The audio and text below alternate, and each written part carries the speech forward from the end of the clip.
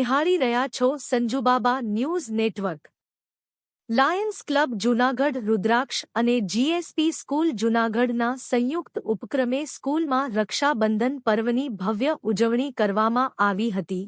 આ પ્રસંગે Junagadh Lions club રુદ્રાક્ષના પ્રમુખ Shri doctor Bharatbhai Zalavadiya, senior lion મેમ્બરો Shri lion Amubhai Pansuriya, lion Maheshbhai Upadhyay, lion Kishorbhai Joshi, lion Chiragbhai Pansuriya, lion Ashwinbhai Ustar, lion Parshbhai Pansuriya ઉપસ્થિત રહ્યા હતા। ઉપરાંત શહેરની સેવાભાવી સંસ્થા સત્યમ સેવા યુવક મંડળના પ્રમુખ શ્રી મનસુખભાઈ વાજા અને સુશીલાબેન શાહની પ્રેરક ઉપસ્થિતિ રહી હતી। આ પર્વને અનુલક્ષીને યોજાયેલ રાખડી સ્પર્ધા અને મહેંદી સ્પર્ધામાં નંબર પ્રાપ્ત કરેલ વિદ્યાર્થીઓને સર્ટિફિકેટ અને મોમેન્ટોનું વિતરણ કરવામાં આવ્યું હતું। આ કાર્યક્રમને સફળ બનાવવા માટે સ્કૂલના સંચાલક અશ્વિનભાઈ ઉસ્તર અને પાર્સભાઈ પાનસુરિયા તેમજ વર્ષાબેન ભંભાણીએ ભારે જહેમત ઉઠાવી હતી।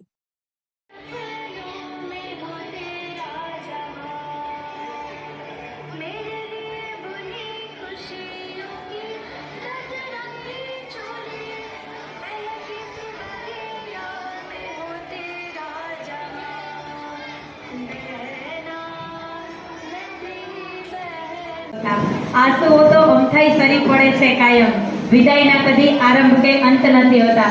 ત્યારબાદ હું આભાર વિધિ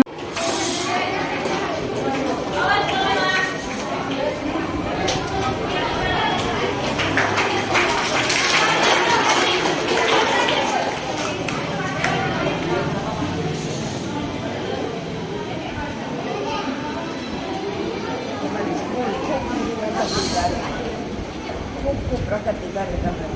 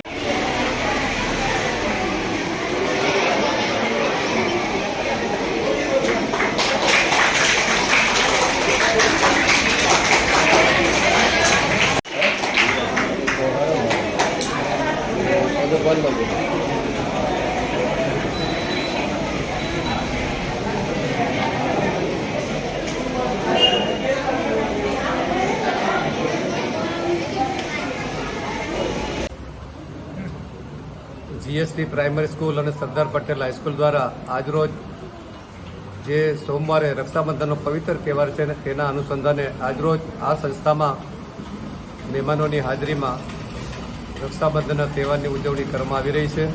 આજે આ તહેવારની ઉજવણીમાં લાયન્સ ક્લબ રુદ્રાક્ષના પ્રમુખ ભરતભાઈ ઝાલાવાડિયા અને સત્યમ સેવા યુવક મંડળના પ્રમુખ મનસુખભાઈ વાજા, સુશીલાબેન શેઠ અને મનસુખભાઈ વાજા, કિશોરભાઈ અને શાળાના સંચાલકશ્રીઓ તમામ મહેમાનો, બહેનો, ભાઈઓ, વાલીઓ હાજર છે અને તેની હાજરીમાં ભાઈઓને અમારી સંસ્થાની બહેનો દ્વારા રક્ષાબંધન કરવામાં આવ્યું અને સાથે સાથે ભાઈઓ દ્વારા એમને પ્રેઝન્ટ ભેટ પણ આપવામાં આવી અને સાથે સાથે આ સંસ્થા આખા વર્ષ દરમિયાન આવા જે કંઈ તહેવારો આવે છે તેની અંદર સંપૂર્ણ રીતે ભાગ લઈ અને દર વર્ષે લગભગ છેલ્લા 25 વર્ષથી આ રક્ષાબંધનનો તહેવાર ઉજવે છે અને આ દિવસે ભાઈ અને બહેનની લાગણીના જે સંબંધો છે તેની ઉજવણી કરવામાં આવે છે અને વિદ્યાર્થીઓને પ્રોત્સાહિત કરવામાં આવે છે।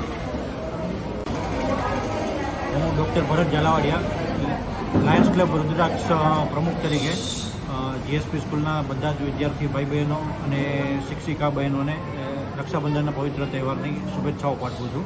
Thank you.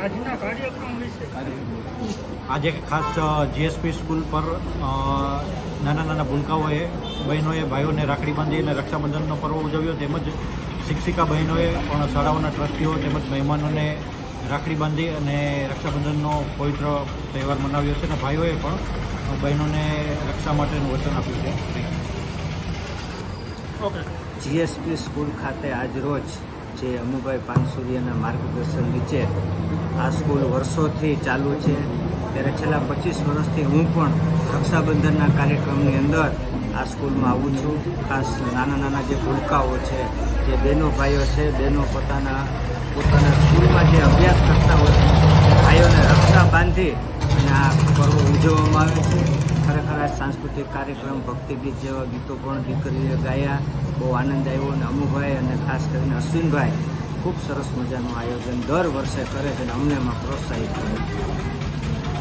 જૂનાગઢ કૃષિ યુનિવર્સિટીના કુલપતિને એવક દ્વારા અપાયું આવેદન. પરીક્ષાઓમાં થતી ગેરરીતિ રોકવા, બારકોડ સિસ્ટમ લાગુ કરવા, ઇન્ટરનલ પેપર તપાસ સિવાયના પ્રોફેસરે પેપર ચેક કરે તેવી કરી ખાસ માંગ. સેમેસ્ટર ડ્રોપ સિસ્ટમમાં બદલાવ કરવા કરી માંગ. હોસ્ટેલમાં સ્વાસ્થ્ય અને સુવિધા તેમજ સફાઈ અંગે પણ ધ્યાન આપવા ખાસ માંગ કરવામાં આવી.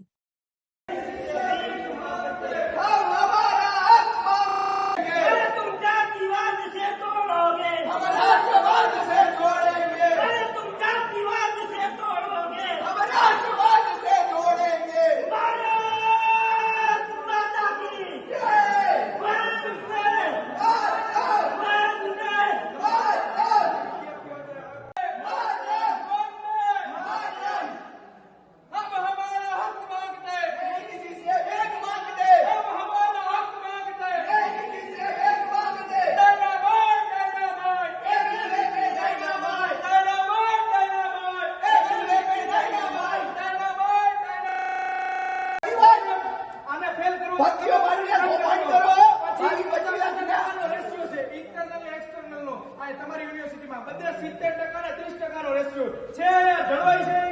અમે તો તમને એટલે પૂછ્યા છીએ કે તમે રજૂઆત કરવા આવું પડે. ઉગ્રતા વિદ્યાર્થીઓ ઉગ્રતા બોલે. અરે યુનિવર્સિટીમાં પી અને પીએસ અને ક્લાર્ક અને સિક્યુરિટી ગાર્ડ મુદ્દાઓ હર પર છે. યુનિવર્સિટીની આવી સાહેબને બહાર આવવું પડે ને કે સાહેબને ગમે ત્યાંથી બોલાવો. ગુંડા કરતા હોય તો અમે ગુંડા છીએ. જો યુનિવર્સિટી બિલકુલ ખોટાળા હોય, જવાબદાર અધિકારીને બોલાવો. તમે નારા તો બોલો કે એમ્બ્યુલન્સ તો આવે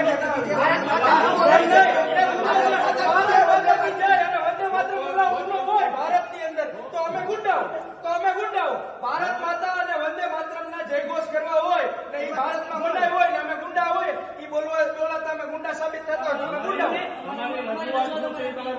વાત કરી ને ભાઈને વાત કરી સાહેબને વાત કરી જવાબદારી છે. તો સાહેબ આવ્યા તેમને રજૂઆત કરી પછી તમારે કહેવાય જવાબદારી. હા તો એ જ કીધું ભાઈ, કીધું કે ન કીધું જવાબદાર બોલો.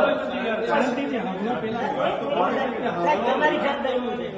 હું ડાયરેક્ટર ઓફ રિસર્ચ છો ને? તમારી રજૂઆત શું છે મને નહીં, આપણે કુલપતિને રજૂઆત કરવા માટે આવ્યા છે. કુલપતિનો હોય, રજિસ્ટર આવ્યું, વાત આવી.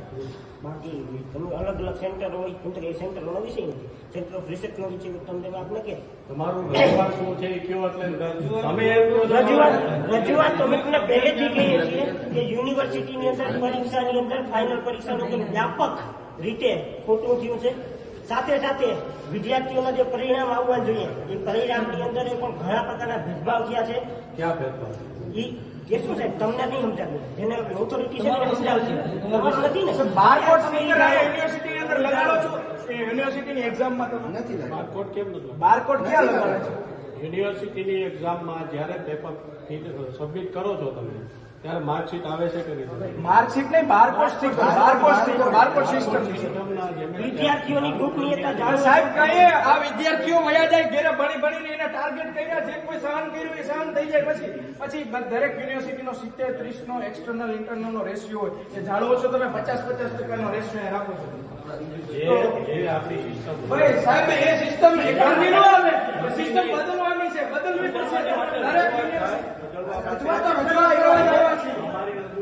અમારી રજૂઆત થઈ ગઈ છે. પણ સાહેબ એમ નો ચાલે, કેદી ચાલે તો વર્ષોના વર્ષ વયા જાય. ઈ ગમે એ સાહેબ રજિસ્ટ્રાર સાહેબને ક્યાં એક મિનિટ, તમે તમારું મસ્ત એસી શરૂ કરો, કેબિનમાં બેસી જો ભાઈ, ત્યાં બેસીએ કઈ રીતના કામ કરીએ છીએ, રજિસ્ટ્રાર સાહેબ ક્યાં ક્યાં કઈ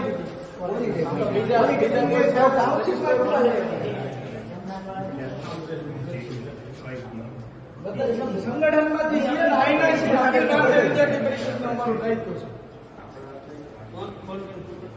સાહેબને બોલાવો તો આયા બોલાવી આયા વિદ્યાર્થીઓ હોબાળો કરે છે, કહી દો.